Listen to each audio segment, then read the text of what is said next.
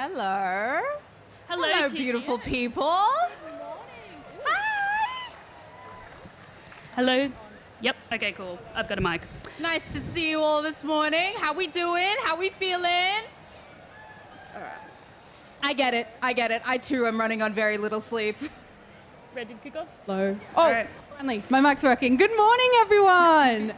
Ready? Yes. All right.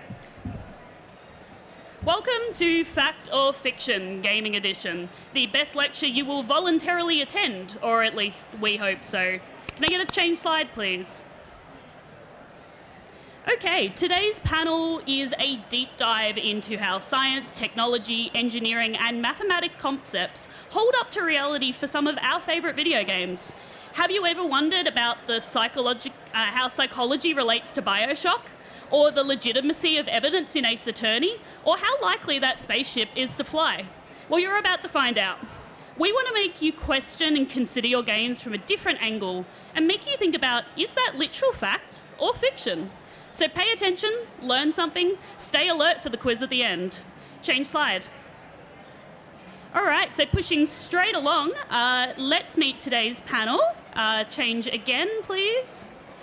Okay, my name is Jazz, she/her pronouns. I am a working scientist, engineer, public service researcher. I am currently in the third year of my PhD in mechanical and aerospace engineering.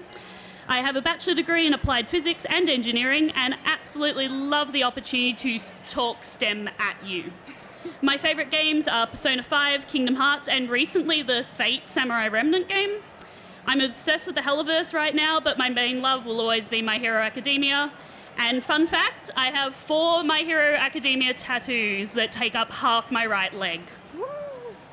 So moving along, I'm joined by some other STEM babes. Hey y'all. I've got Maya and Ashka, and I'll pass on to them for their introductions before our first presentation. So you're next. Oh, okay. No, it's literally me. Okay, cool. Hi, hello. I'm Maya. My pronouns are she, her. That's all we got so far on that front. At the moment, I am doing a Bachelor of Psych, and it's almost going well, I'm happy to report. You may know me from a current and ongoing and possibly permanent obsession with Kirby. No updates on that front, Your Honor. At the moment, Katamari Damacy is where I'm at. We be rolling. Other obsessions, look, we're going to be here for a while if I talk about them. So, be a puppy cat, Kirby, hit me up if you want to talk about that. I will be talking to you about malpractice. Next slide. Cool, change slide. Hey, everyone. My name is Ashka. My pronouns are she, her, or whatever's funniest. And I have a Bachelor of Biomedicine with an honours in biomedical pathology. As you can see, my favorite game is Ace Attorney, and I'm really into Zero Escape at the moment. And my go-to cosplay is Lance from Voltron. And I may have accidentally memorized a bunch of House MD episodes, which is, well, it speaks for itself. It's a thing. Yeah, but today I'm talking about the legitimacy of pathological forensics in Ace Attorney and how they hold up to reality. Next slide. All right, kicking off with Maya. You guys are stuck with me to start off with. So, can I get a quick show of hands? Who remembers what the deal with Bioshock is? Anybody know? I know you do. Okay, a few people, right. So, we're thinking Bioshock, we're thinking 1950s Art Deco. Keep yourselves in that space. Can I get a slide change, please? Alrighty, so, basically, what I would like you to picture is if Gina, Reinhardt, Bezos, and 4 of the other worst people on the planet started Atlantis, and in the process of doing so, discovered what I can only describe as underwater fent, and it's super profitable, like so profitable that you would forget to regulate it, and that's what they did.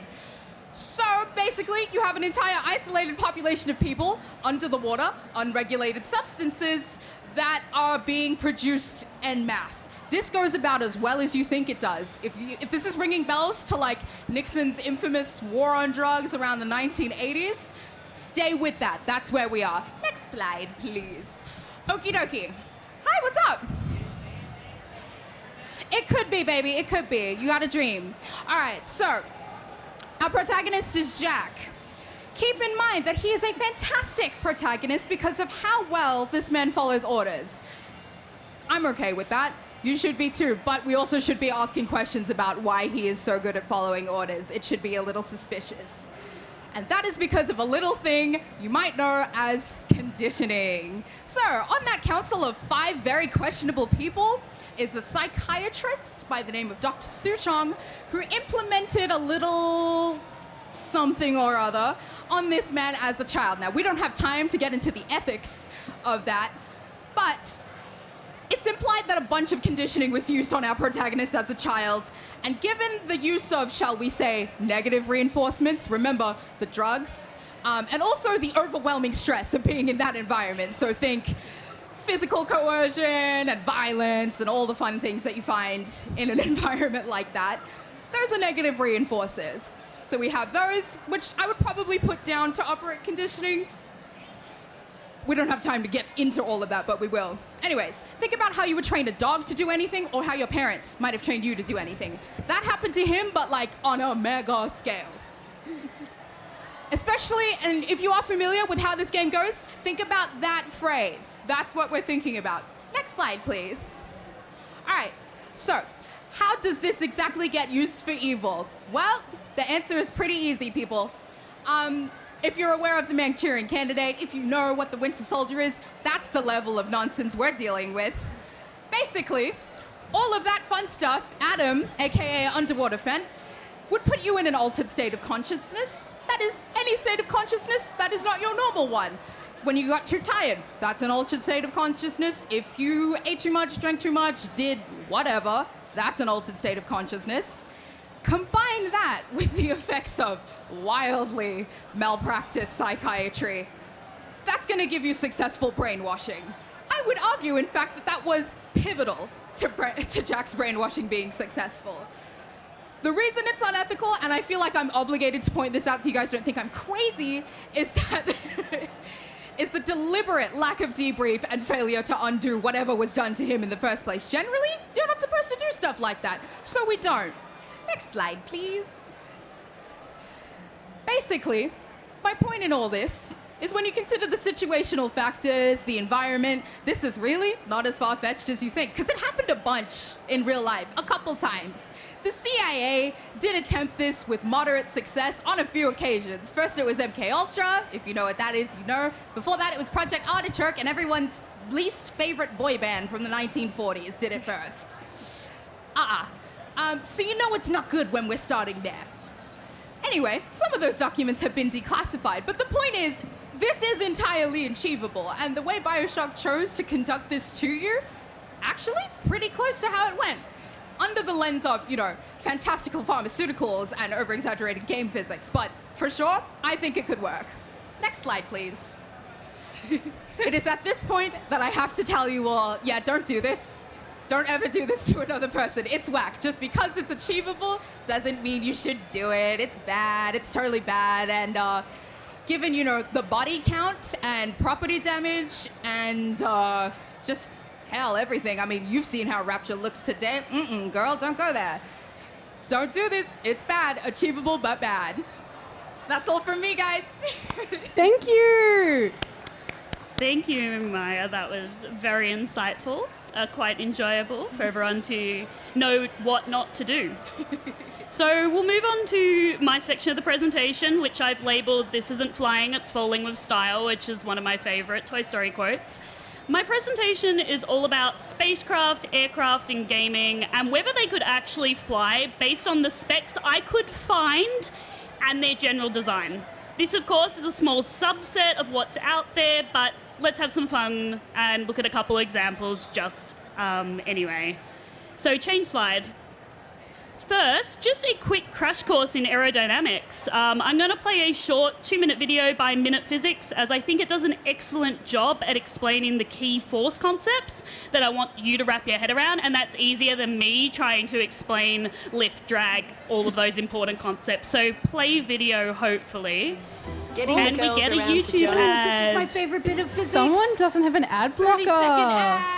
Yeah, ad time. Oh, it's for a good cause. Oh, yeah. Okay, now I feel bad. Remember, kiddos, always get an ad blocker. uBlock Origin still works on Chrome. The more you know. Don't be like us. One simple fact, there is no net force on them.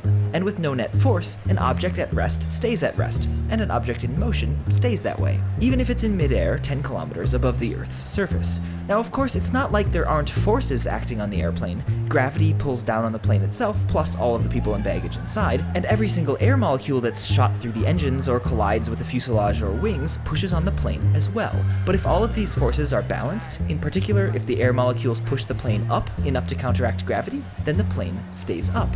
Getting air molecules to push the plane up is the crucial part of flying, and planes do this by making sure the undersides of the wings crash into more air molecules more violently than the upper sides. When a plane is parked on the ground, air molecules bounce off of the top and bottom of the wings in roughly equal amounts, or with equal pressure, and no lift. But in motion, the curved shape of the wings and their slightly inclined angle means that the bottoms smash into more air molecules than before, and smash harder into those molecules, so the pressure on the bottom of the wing goes up.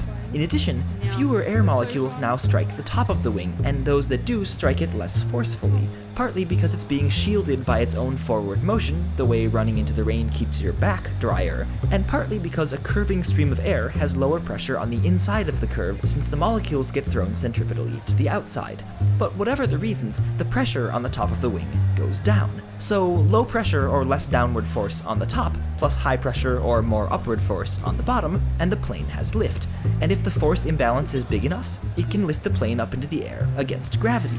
Now, all this crashing into air molecules to lift the plane also pushes to slow the plane down, which it would if not for engines. Engines also push air, in this case backwards, either via a propeller or a jet driving a propeller. For various reasons, it turns out that you want to have a really big propeller driven by a really small jet for the most efficient engine. But even in inefficient engines, the spinning fan blades generate their thrust, which is essentially horizontal lift, by moving quickly through the air with a curved shape and a slightly inclined angle. They're essentially mini You can cut wings. the video there. And so We'll an move to the airplane is next essentially slide. a meta. Aerodynamics, yay! All right, so we're now all experts in aerodynamics, so let's get into the examples that I've got for you. So we're going to start off with a classic craft from the Nintendo Star Fox series. The R-Wing is described as a super high-performance personal spacecraft developed for both air and space combat situations. From what I can find, it's about 5 meters in height, 28 meters in length. The wings can shift forward and back for application for, I quote, pull back for high-speed cruising and then forward sitting for increased maneuverability in combat situations. Now, despite this looking exactly how you'd imagine a sci-fi aircraft to look, there are some things that we can break down. Firstly, this adjustable wing design is impractical if you consider the amount of force that would be applied to those connection points. With extended wings, this basically becomes a weak zone, which would probably fail, and the wings just shear off if you tried to do a barrel roll as the game instructs you to do. Second, the size. The length given is actually the wingspan, from what I could tell, and the actual length from this schematic is 22 meters. It has a max speed of Mach 4.2, which if you don't know the translation to that, that's 5,000 kilometers per hour. The closest thing in reality with this speed range that I could find is actually a Chinese prototype aircraft that's in development, and that only has a length of 12 meters and a wingspan of about 4 meters. So it's very sleek, needle nose profile in order to handle the hypersonic speed range we're talking about. Simply put, the drag on this R-Wing's wings would need, for it to have, the drag on the R-Wing is insane in its current design. Let's keep going back, yep. Sneak peek. So for it to have any hope, the R-Wing's wings would need to be significantly smaller to support the front and back length of the ship at this speed. Speaking of, it also has a single plasma engine on the backside of the craft, which appears to be purely for speed, but this is where the game kind of cheats and adds its game physics in with something that it calls a G diffusion system, which is an experimental anti-gravity device, allowing for instant changes in acceleration and deacceleration, which in itself is a bit of a funny term, given that acceleration is a constant. but I believe they're actually hinting towards instantaneous acceleration or a change in velocity at a specific moment. This G-diffusion system is pretty much a way of explaining how this ship can actually have sufficient lift and no forward engines. Otherwise, it would practically just nosedive into the ground. Now, however, if we were to fly this thing in space where gravity is a non-issue, a lot of your flight problems are magically solved. But if we're sticking to atmospheric combat, despite its slick looks, the R-Wing, I have to say, is a work of fiction. Next slide. All right, moving on to the Star Explorer from Ratchet & Clank. It's described as a starfighter. This ship is used within the game for both interplanetary travel and space combat. Now, if I focus on just its in-atmosphere potential, because as in space, this thing, once again, it would fly fine. It's a fairly reasonably balanced, symmetrical design, got multiple boosters on the back for engine power. It appears to have some small boosters on each wing as well for maneuvering the craft. Long story short, in space, check, good to go. Overall, we do have a fairly generic design, does sort of remind you of a plane shape. We've got a longer, narrow fuselage, 2 short wings, large central cockpit at the back, and the aforementioned booster engines. The main issue here that I think is probably the weight distribution. It's so heavily focused in the backside of this spacecraft that all the contributions of lift are also coming from the back. The practical effect of this arrangement would be a nosediving ship, unless there would be a method of controlling the pitch of the nose to keep it upward and introducing lift from the front half. Not that I could find. Probably one of my favorite inaccuracies with this ship is if you actually go Google or YouTube it, go have a look at the takeoff sequence that it does. It does a perfectly vertical takeoff with full rockets firing from the backside. This is a situation that would provide zero lift in a vertical direction, and therefore it has no way to overcome gravity for takeoff. If it was launched off at an angle towards the sky, maybe I'd cut it some slack, but with the in-game motion, it really just doesn't line up to reality. Change slide. Oh boy, the high wind. Have you ever seen such an aviation nightmare? It is beautiful. But oh, how this must be fiction at its finest. Now, this airship is massive. It is quoted at 237 meters long by 180 meters wide. According to its fandom page, it boasts ascent engines, support engines, ascent propellers, as well as propulsion engines and propulsion propellers. It has a cruising speed of 320 kilometers per hour and a top speed of close to 700 kilometers an hour, all while weighing 2,100 ton, which is close to 2 million kilograms. Yeah. She thick. Sure. Then let's add in the multiple propeller blades that seemingly are arranged in no way that would lead to efficient flight.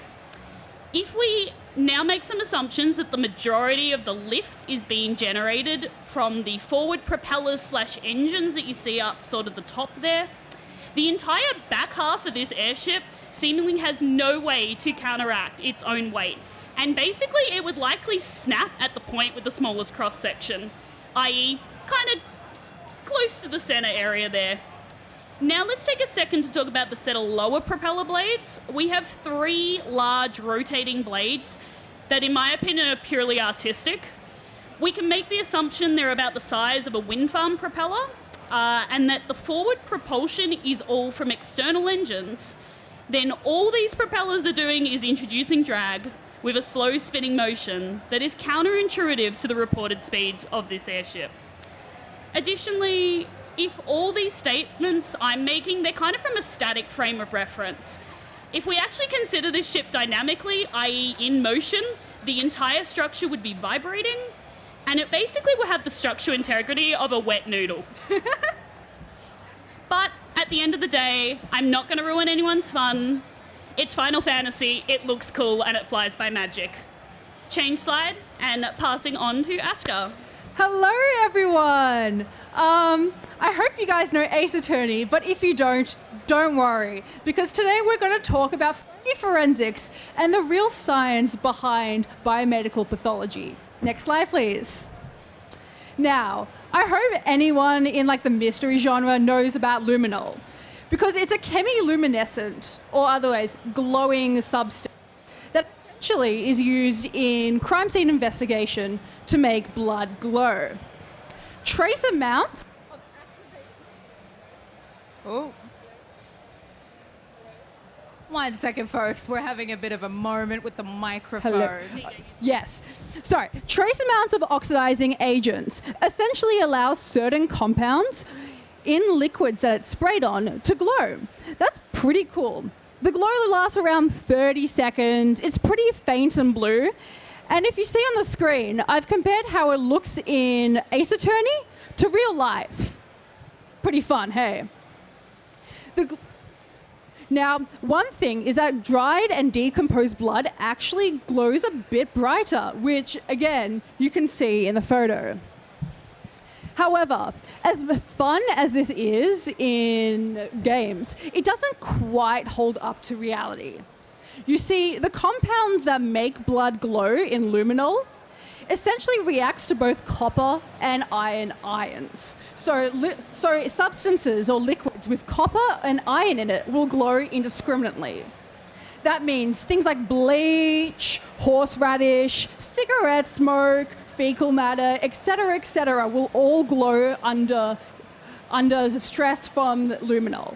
Which means it's really hard to differentiate between what is blood and, well, what isn't. Yeah, that's a fun game. Is it blood or horseradish? Is it blood or horseradish? Honestly. Blood or horseradish is actually a game everybody wants to play. Jeez. Not only, if you also identify the blood, well, luminol doesn't really differentiate what blood it is. Whose blood is it? And that's where we get into what Ace Attorney doesn't let you know on how to identify the blood. Next slide, please. Now, if anyone has sat 3-4 biology in the past 5 years, I am so sorry. You guys get diagrams. Yeah, you guys get diagrams, and you guys get another hint of PCR, otherwise known as polymerase chain reaction, which is how we identify blood. This is essentially the preparation stage, where a sample of blood is taken and added to, well, to put in layman's terms, added to a little test tube, spun around a lot, and essentially duplicates. It's kind of like mitosis, when one strand goes to 2, 2 goes to 4, 4 goes to 8, 8 goes to 16, etc., etc. This requires a lot of heat, a lot of time, and unfortunately, while Ace Attorney likes to make it seem like you can do blood sample preparation in like an hour, maybe 2, this will take a couple of hours at best. So no, unfortunately, Edgeworth cannot get that updated autopsy report because science doesn't allow him to. But you know what? We'll let him do it. It's for the fun and the games. Next slide, please. So why do we do PCR? Essentially, so we can get a big enough sample of blood, and then we can go to gel electrophoresis. Now, you see on this plate is something called agarose jelly, which is like, kind of like a sugar tasting thing. It's really, look, every time I'm in the lab, I want to eat it. It's clear, it looks like jelly. I was literally thinking that it looks delicious. It looks delicious. I don't care if it smells, it looks delicious. But its main property is that it's really porous. Girl. Wait 1 sec. We'll let him finish. Wow. These people really hate Ace Attorney. Homophobia This at is its finest. Sadness. Sadness is what I feel. Thank you so much. Take a minute, people. Keep thinking about the blood. We'll revisit it in just a second. Thank you for that. Anyways, so this agarose gel is porous, which means it has tiny little holes in it that when you run electricity current through it, DNA kind of like separates by size. As you can see in the rightmost diagram, is this rightmost? Yeah, rightmost. That way. Yep. Yeah. I really need to get a left and right tattoo. It's not good. Anyways, so the longer strands don't move as much as the closer strands, So a cool thing that you can do with this is essentially identify paternity. So if you think that your daddy ain't your daddy or your mummy ain't your mummy, this one's for you.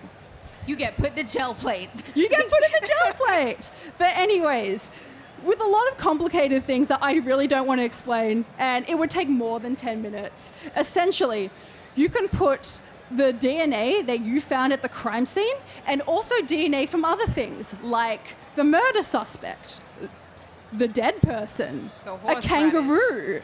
And I'm being completely serious. When I was in my third-year lab, we had to compare 2 samples from humans and kangaroos to determine if blood spatters on a car was from a hit and run of a human or a kangaroo. And essentially, if it's a match, the little lines will match up with one another. As you can see, children kind of get like a mixture of both their mom and their dad, but if you're just referencing one person, then you can pretty much see very easily if there's a match or not. So that's how we identify whose blood belongs to who. And unfortunately, this also takes a couple of hours. I remember spending like 3 hours in a lab on a Friday night trying to get this done over and over again.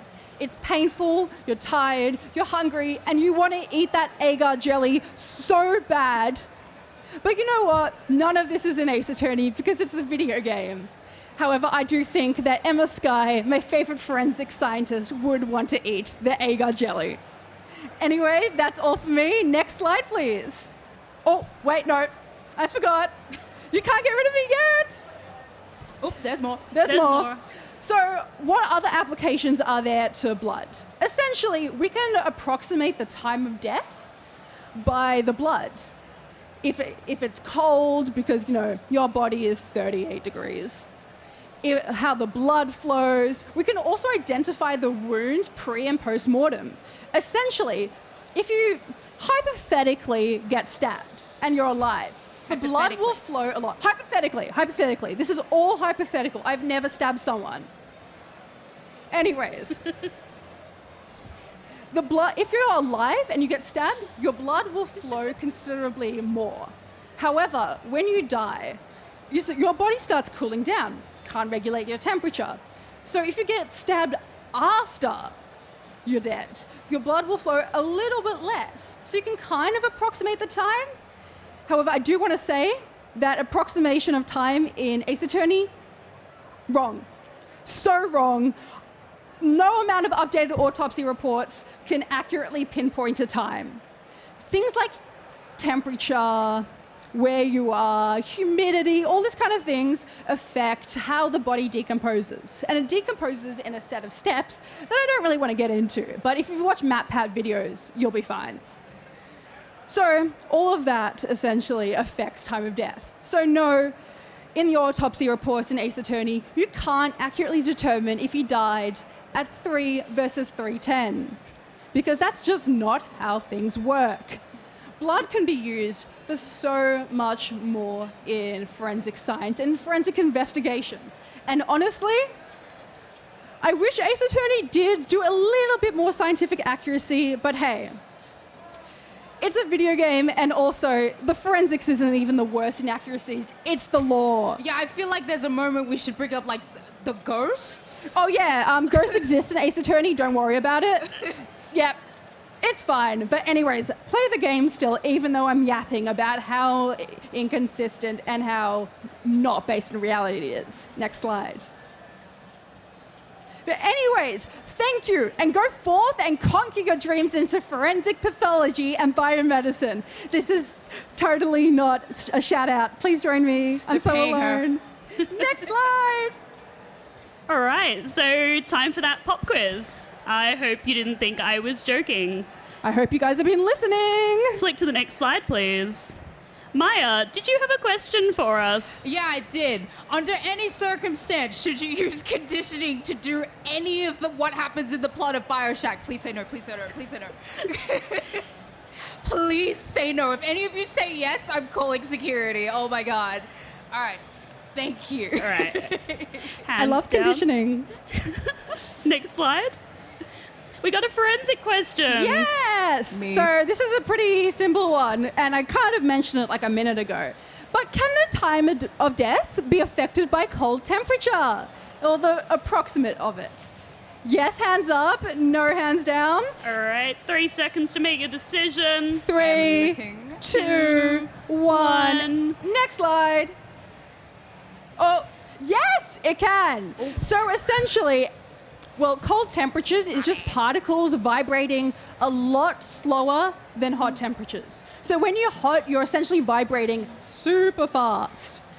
And that essentially means for the blood particles, they're vibrating a lot less and going at a slower temperature. Also, body decomposition slows down a bit in its steps. So your insides liquefy a little bit slower. Good to know, right? But yes. For normal reasons. Good to know for normal reasons. For normal reasons. Or if you're designing a video game, Yes. scientific accuracy. That's a normal reason. Exactly. All right, So- next slide. So essentially, this is why the body found in a freezer trope is so popular in Ace Attorney, in Zero Escape, in AI the Somnium Files, in everything, because it messes with the time of death approximation. All to right, you. so now I have a question. Will it fly? This is the classic gummy ship from Kingdom Hearts because it is a game that's near and dear to me.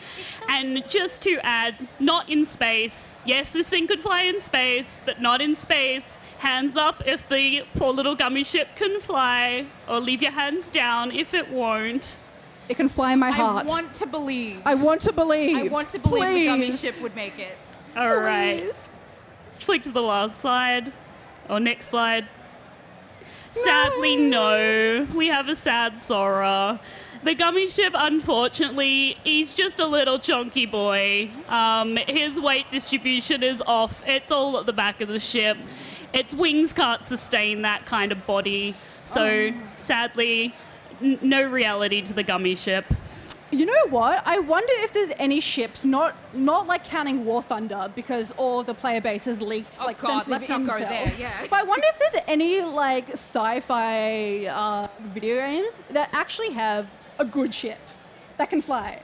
I feel like there's got to be something somewhere. It's like I kind of said on a lot of them, it's got to do with where that thrust distribution is. And when we design kind of a classic sort of spaceship, we tend to go, yeah, the engines are at the back, and then we make it look cool at the front. And that's usually where our issues are coming from. Business in the front, pleasure at the back. Wait, did I mess that up? Wait, hold on. Feeny. Hey, Feeny, this leave is about it. science. Leave it for Edgeworth. Oh my God! Go to the last slide, please. So this is just from me, a thank you for being here. We hope you learnt something fun. A shout out to my two panelists for bringing my little STEM lecture dream to life here at the TGX stage. And of course to TGX for having us here as well. Thank you Thanks so much to you guys. you. Please And- science responsibly. Yes. And if anyone has any questions, please raise your hands now, because we have a little bit of time remaining, and if anyone does want to ask something. There you go, impromptu question Impromptu time we're not question prepared time. for. Yes. No. Okay, no, yeah. Okay, we'll let you go. Yeah. Anyways, thank you so much. Thanks have for a having us, lovely guys. See you. convention. Enjoy the con. And stay in STEM.